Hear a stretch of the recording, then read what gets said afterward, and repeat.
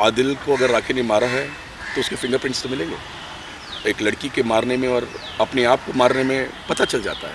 और एक पति को एक औरत क्यों मारेगी, जिसके लिए वो 7 महीने से चुप बैठी, उसकी मार खाती रही, उसकी टॉर्चर सहती रही, उसकी झूठ को बर्दाश्त किया, पैसे उसने लुटा दिए, उसकी ये भी पता चला कि शादीशुदा है वो, और राखी ने 4 लड़कियों को उससे छुड़वाया। एक औरत ने सब जान के कि उसके साथ ऐसे ऐसे बर्ताव हुए हैं, इतना टॉर्चर किया है, तो वो क्या मारेगी। राखी तो चींटी भी नहीं मार सकती, वो दिखती ऐसी है क्योंकि वो एक्ट्रेस है, वो स्ट्रांग है, वो हर औरत की एक छवि है।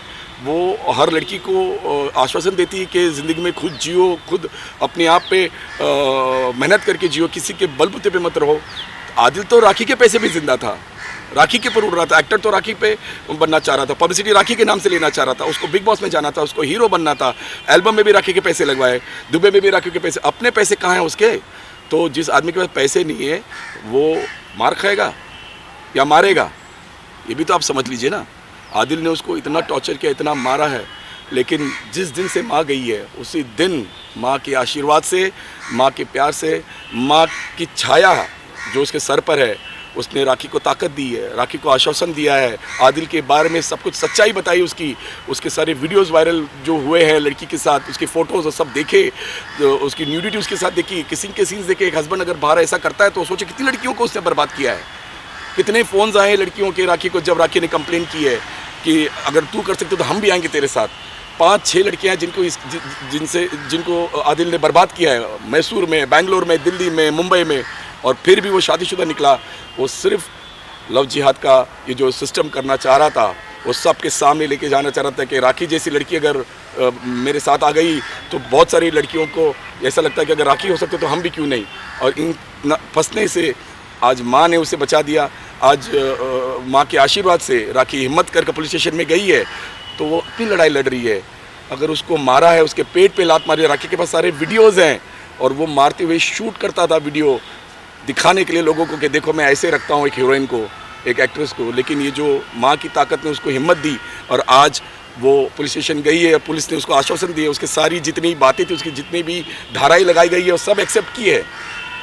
कोई भी पुलिस वाला इतनी जल्दी एक्सेप्ट नहीं करता, लेकिन राखी सच्चे आंसू रोई है, सच्चा दर्द देखा है उसने, इसलिए उसकी सारी बातों को रिकॉर्ड करके उस पर धाराएं लगाई गई है। वो अरेस्ट हुआ है, और अगर वो आदिल मेडिकल में जाता भी है तो मेडिकल में अभी बताएगा, मेडिकल में अभी बताएगा। मेडिकल में बताना चाहिए था जिस दिन मारा था राखी को, तुमने जिस दिन मारा उस दिन हमने मेडिकल कराया था, आज से 10 दिन पहले।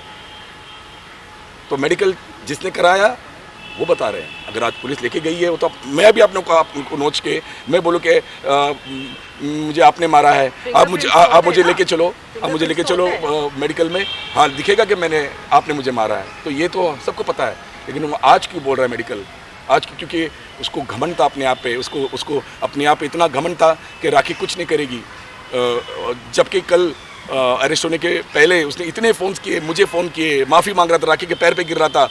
राखी ने बोला बस मैंने 7 महीने से तुझे मौका दिया, तुझे वक्त दिया, तुझे टाइम दिया, तूने मुझे सिर्फ यूज़ किया, लेकिन अब हद पार हो चुकी है।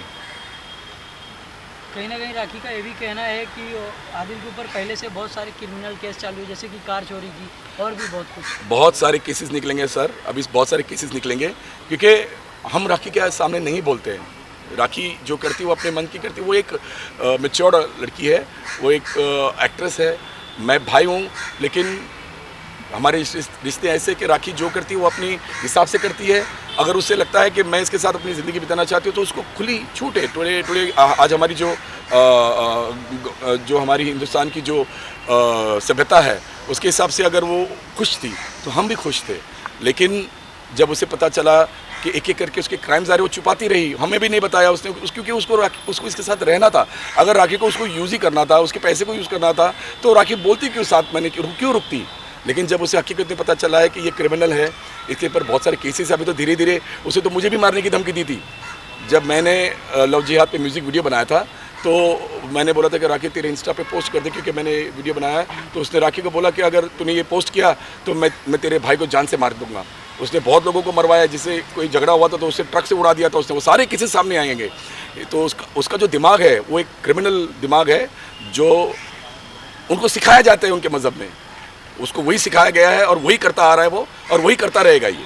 तो आज जो वो उसे सज़ा मिलनी है वो कोर्ट में पेश होगी, और जज और मेरे हिसाब से लॉ एंड ऑर्डर उसे सज़ा देगी। राखी कहीं ना कहीं आदिल को साइको भी बताया कि राखी का कहना है कि आदिल गाड़ी में बैठता था, उनको नोचता था, और काफ़ी एक ऑटो ड्राइवर के ऊपर भी गाड़ी चढ़ा दिया था। बहुत मैंने अपनी आंखों से देखा है, मैंने अपनी आंखों से देखा, लेकिन मैं शर्म के मारे मैं चुप बैठा हूँ, क्योंकि बहन है।